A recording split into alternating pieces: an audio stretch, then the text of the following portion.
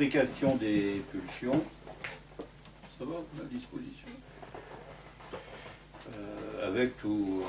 Bref, vous voyez ça dans la planche de Pontalis, hein, ils discutent de la traduction, union, fusion, union des unions, fusion des fusions, mélange, ils disent pas ça, mais enfin emmêlement des mêlements, on peut y aller. Hein. Donc je vais quand même commencer par discuter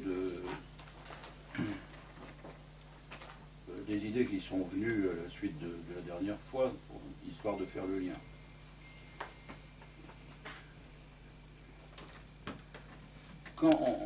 Quand Freud dit que l'inconscient, c'est des pensées, pensée latente du rêve, par exemple, moi je suis assez d'accord. Simplement, il faut rediscuter de ce que sont ces pensées de l'inconscient par rapport à la dite pensée. Et on voit ce que Lacan en fait. Hein. Peut-être qu'il faudrait que je reprenne pour la énième fois, mais je n'ai jamais donné de fin mot, le où je ne pense pas, où je ne suis pas de Lacan sur le mode du schéma boroprojectif.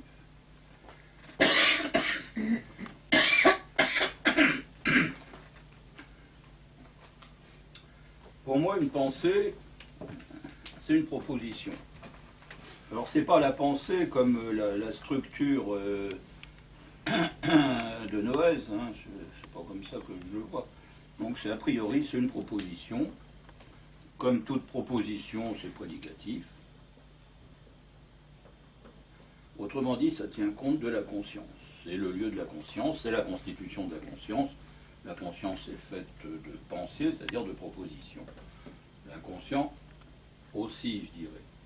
Simplement, les pensées du côté de la conscience sont objectivables, parce qu'il s'agit de l'objectalisation des fonctions de l'inconscient.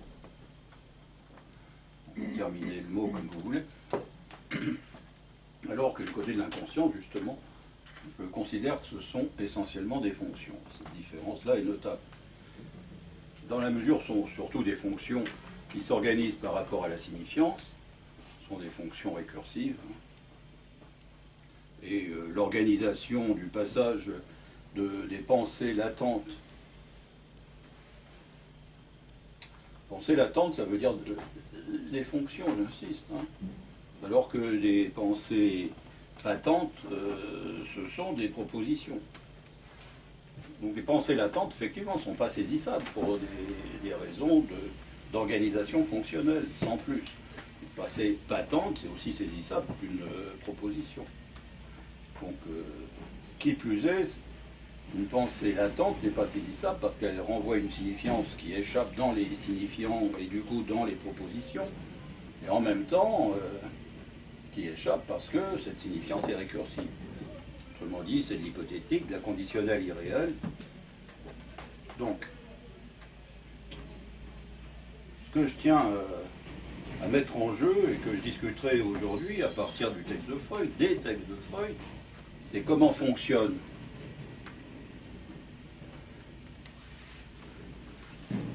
cette dualité des pensées latentes et des pensées patentes, de l'inconscient et de la conscience, à la fois dans leur concomitance.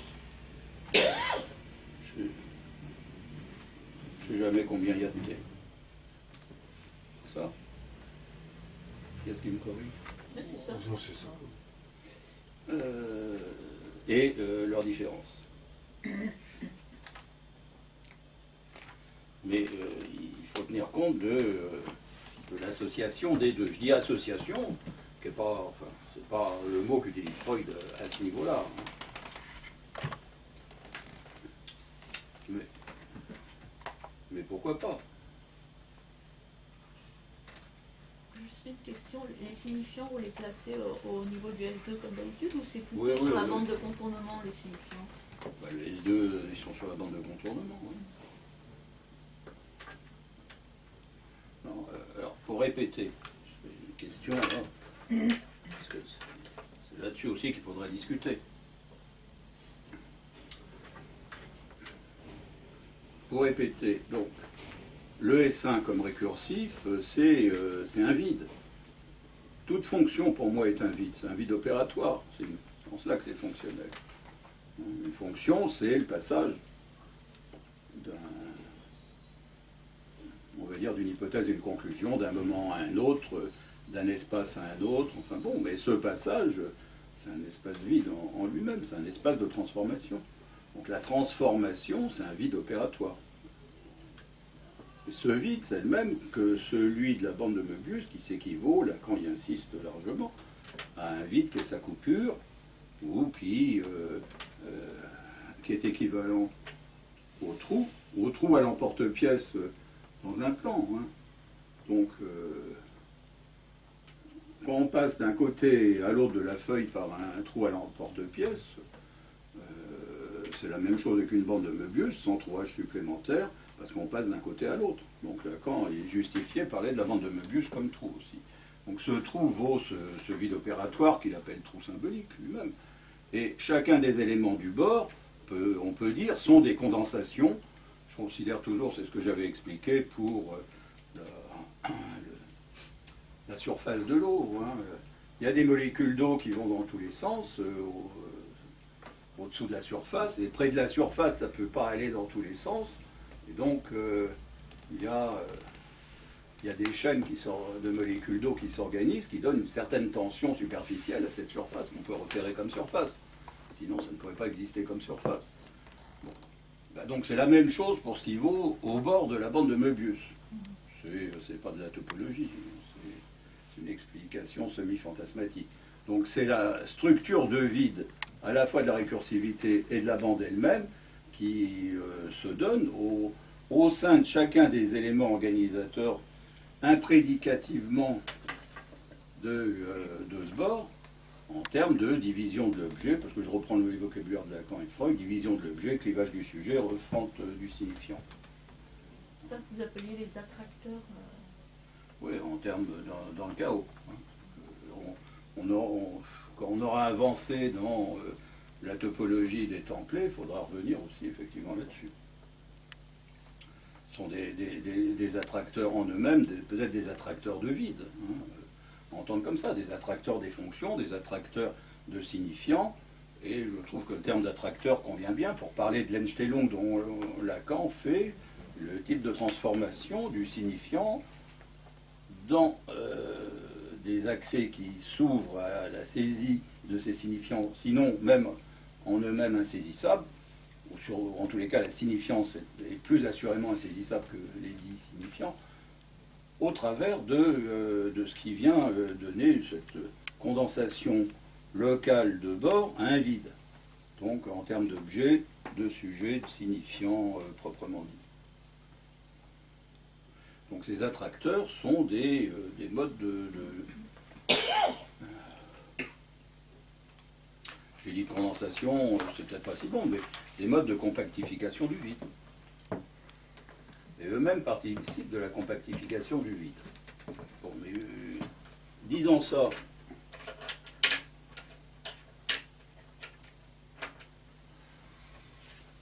Ce schéma qui est identifiable au schéma R de Lacan reprend une partie de ces attracteurs que je peux situer là. Et regardez tout ce que Lacan met du côté du schéma R par rapport au grand autre. Hein. Donc le lien du sujet, que je dirais moi préférentiellement le sujet du narcissisme primordial. Celui qui est là, c'est le sujet spéculaire du narcissisme proprement dit, secondaire, du moi idéal. Donc en tous les cas, la différence sujet-objet et leur identification dans l'aliénation, depuis le grand 1 du sujet, le grand 1 du père, très grand-père de celui de la primitive. Dieu est grand, le père primordial aussi. Voilà, pendant que j'y suis.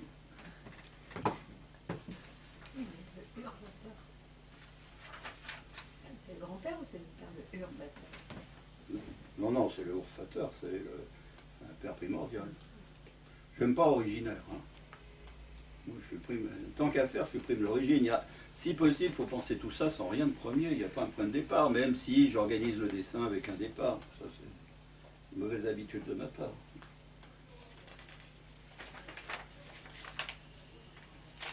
Donc, il faudra que je discute justement entre ce qui est de l'ordre du lous'i, que je situe celui-là, avec la jouissance phallique. Hein. Est-ce que je situe du côté, puisque c'est un côté réaliste, tout ça, du réel ich avec la jouissance de l'autre, on va discuter de cette différence. On verra ça en février ou en mars. Hein. En février, il y a 2 séances. Donc là, on peut dire que c'est concomitant et indiscernable. Hein.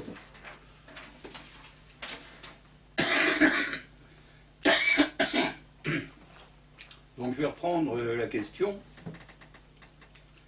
qui m'importe de savoir comment est constituée cette bande que je dis être le templé, qui donne le modèle de cette différence et de cette identification, par repli, hein, donc cette intrication aussi bien, d'éléments opposés. Comment est-ce qu'on peut commencer à s'en donner, enfin, à en avoir une approche conceptuelle à partir du discours de Freud? Le discours de Freud, je vais le repréciser. Dans tous les cas, c'est dans des termes où, là, je parle de concomitance et différence. Chez Freud, c'est union des unions. Hein. Mais il y a aussi intrication. Hein.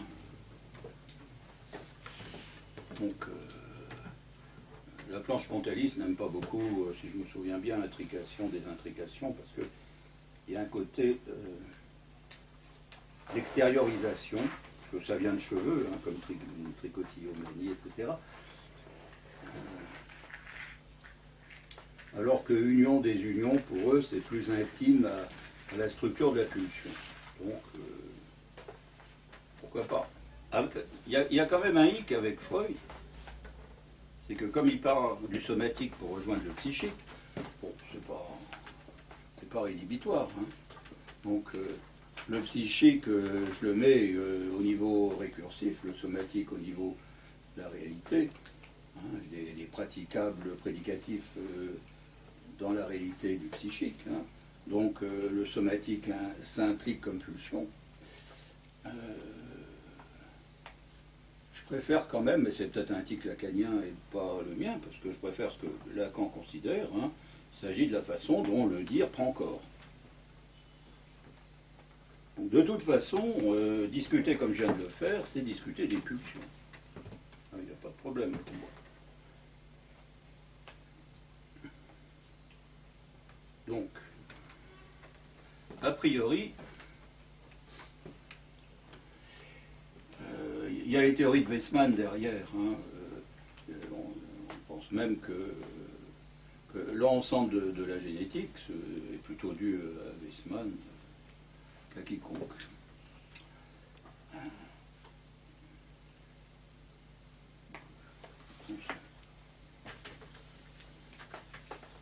Avec ce même schéma.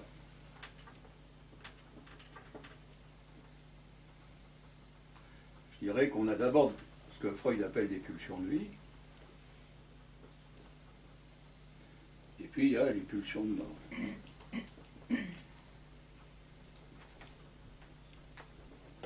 Bon, c'est une première différence.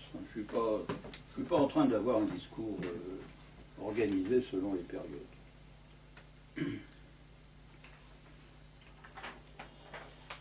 Simplement, là, on est dans un caractère constructif, hein, qui va d'intention en extension et en réalisme. Bon. Tu pourrais reprendre un petit peu pourquoi tu le mets du côté ontologique, si les pulsions de mort, tu les mettais toujours Non, du côté attends, je vais y intention. venir justement. Ok. Je vais en faire varier la situation.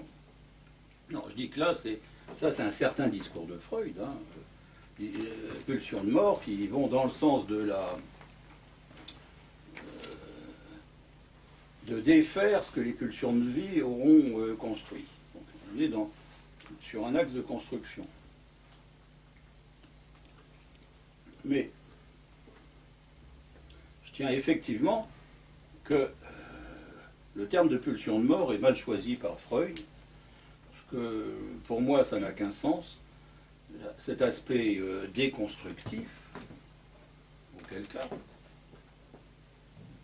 qui va du monde et des extensions, donc le monde, hein, je dis un abord réaliste, mais bon, c'est pareil, c'est le monde, et des extensions vers l'intention, où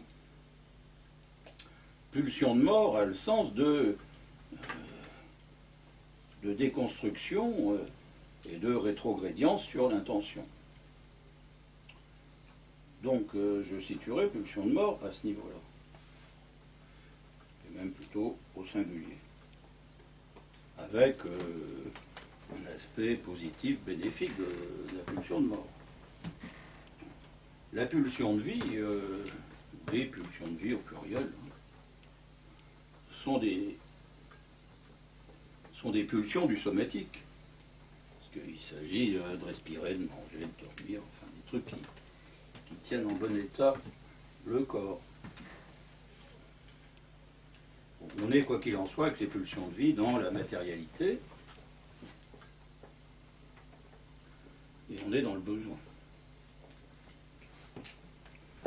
Les besoins. Avec, moi je dirais qu'avec la pulsion de mort, on est dans le désir, et le désir concerne la récursivité. C'est pas un objet qui est concerné par le désir. Les objets, ils sont cause du désir. Tous les objets qu'on va mettre extensionnellement, voire au-delà dans le monde, sont cause du désir, et le désir va viser la récursivité de la signifiance. Autrement dit, ce dont on soutient dans une jouissance phallique.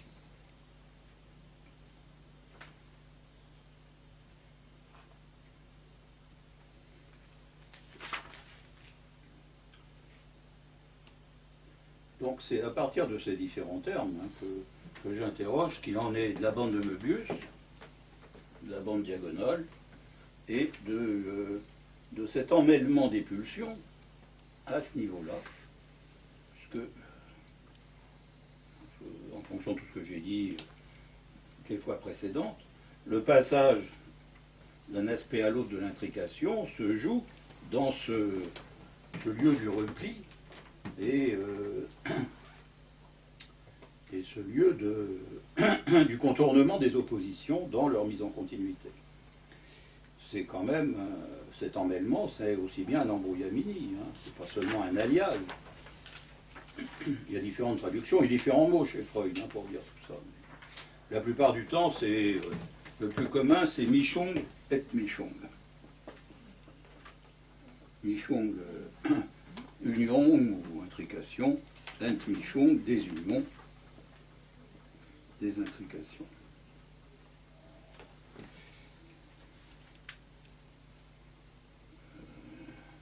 Freud utilise même le terme d'entrelacement, hein, référence à Adler. Je ne sais plus où, enfin, si on a le temps, on va en passer par là. Quand on parle de pulsion partielle, comment On est plus fort. Pulsion partielle, alors du coup, pas là-dedans dans ce schéma. Bah, les pulsions partielles n'entrent pas tellement en ligne de compte pour moi là-dedans. Ce serait une manière de jouer pour chaque pulsion, qu'elle soit. Alors, je n'ai pas tout dit, donc la pulsion de mort renvoie dans sa constructivité aux pulsions sexuelles et les pulsions de vie, dans leur organisation matérielle, aux pulsions du moi. Donc, chacune comme pulsion partielle a trait à des objets, que ce soit des objets imprédicatifs ou des objets prédicatifs. L'aspect partiel renvoyant cette partialité des objets eux-mêmes. Je ne sais pas ce qui m'importe, enfin peut-être que j'ai tort.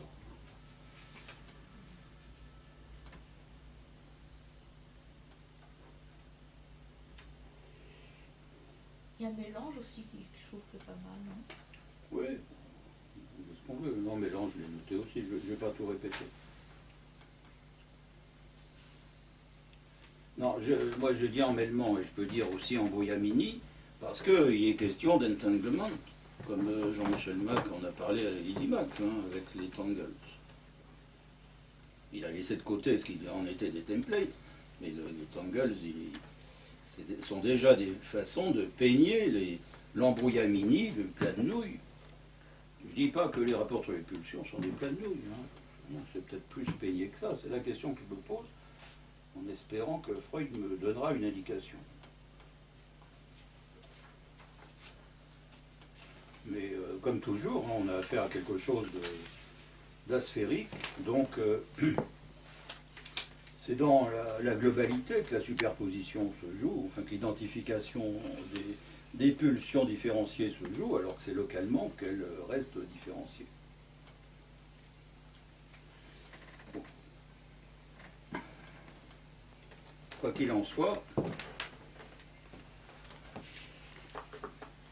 Freud va en venir, alors je mélange les époques,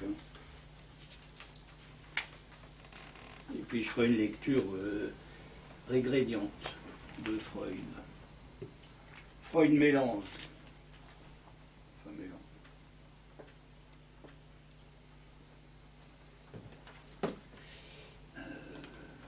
Oui, mélange. Ce qu'il en est de la sexualité et ce qu'il en est de l'agressivité. Considérant qu'il n'y a pas de sexualité sans agressivité, qu'il y a toujours un fond sexuel dans l'agressivité, c'est à reconsidérer.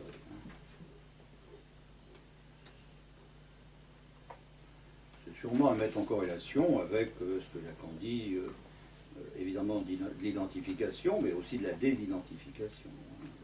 À mon avis, ça vaut entre globalement et localement. Les pulsions peuvent être identifiées, les pulsions opposées peuvent être identifiées, mais elles peuvent aussi être désidentifiées.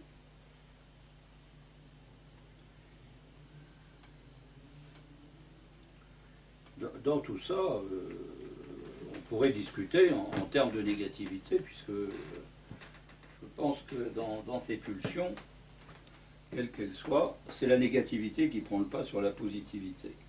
Et on pourrait dire que ce qui va se jouer, c'est, avec l'agressivité, quelque chose de forclusif,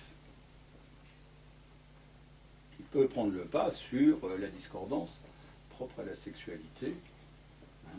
Une discordance qui se marque dans le pas d'acte sexuel, chez Lacan, dans la logique du fantasme, et ensuite pas de rapport sexuel. Qui montre bien que ces modes négatifs de Lacan sont des abords pour moi de la récursivité, et à partir de là, évidemment, de l'imprédicativité. Contre la forclusion, qui reste toujours substantive,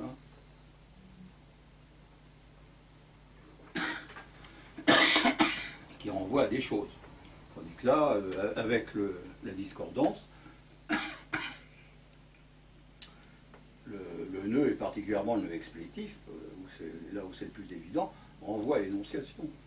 Donc un sujet de l'énonciation, un sujet du narcissisme primordial, puis un sujet de l'énonciation, et pas un sujet de la reconnaissance de la réalité. Ce qui fait que la castration, contre reconnaissance de la réalité, c'est ce que je mets en jeu du côté de la forclusion, même si c'est en termes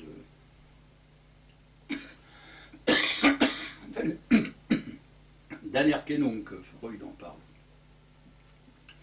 Donc, je suis en train de parler de reconnaissance de la réalité,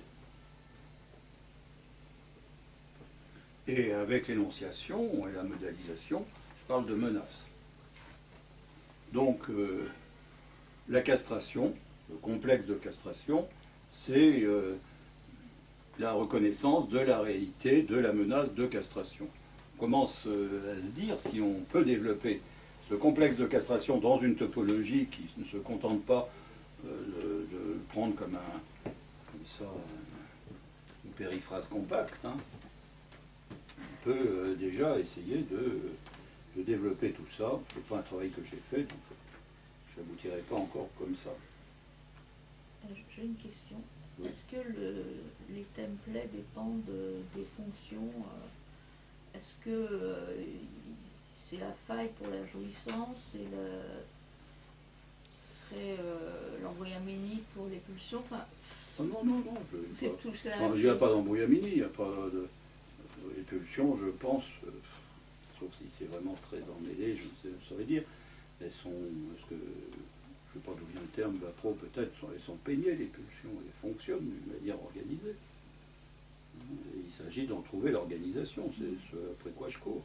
Donc le template, c'est le mode d'organisation, entre autres de la pulsion, ou des pulsions, mais pas seulement, aussi au travers du complexe de castration, mais c'est autant le complexe d'Édip.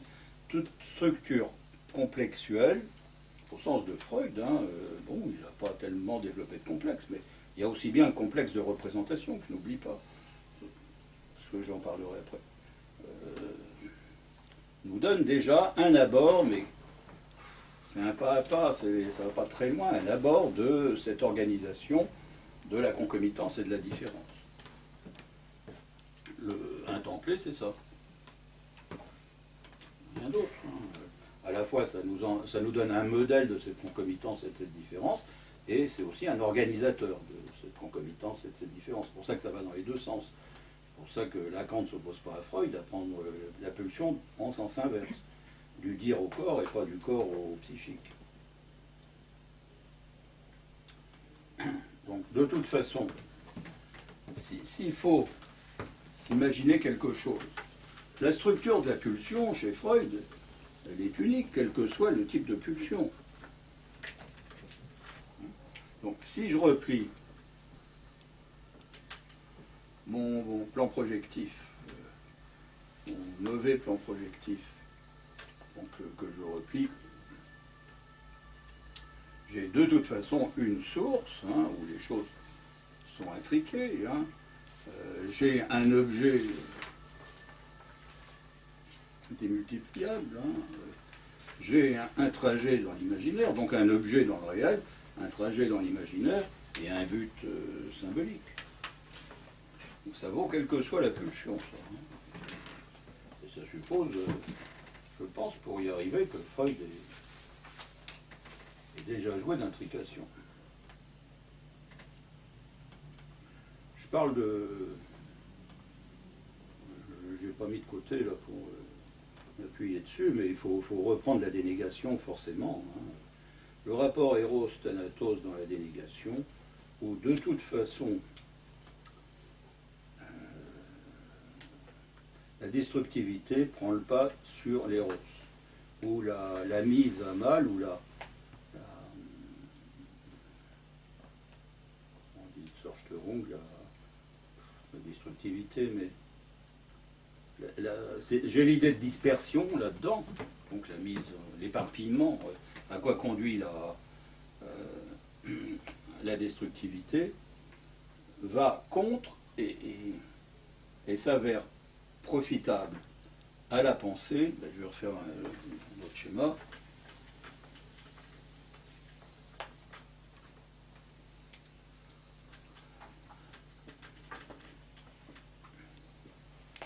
Donc j'ai la destructivité et la constructivité.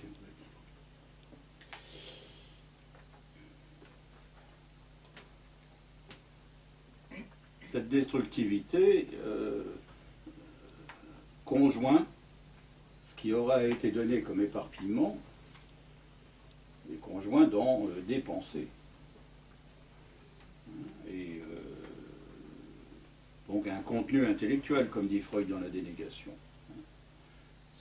C'est autre chose que ce qui est constructif en termes de fonction, et donc entre autres la fonction de représentante, ce qui donne l'affect, en termes affectifs, hein, qui justifie le maintien de quelque chose dans l'inconscient, alors que la proposition voulue, qu'on veut maintenir comme refoulée, elle s'exprime dotée, si on lui adjoint une négation, au sens le plus large, hein, elle s'exprime donc dans des termes intellectuels propositionnels. Je ne veux pas savoir que c'est ma mère, je le dis quand même en disant ce n'est pas ma mère. Donc Freud finit son texte en disant que il n'y a pas d'équivalence, hein, entre Eros et Thanatos, que Thanatos va beaucoup plus loin. Donc, en quelque sorte, l'analyse va plus loin que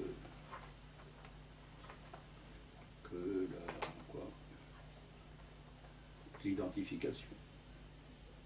L'analyse, c'est-à-dire la dispersion, va plus loin que l'unité identificatoire. Dispersion, c'est construction, hein.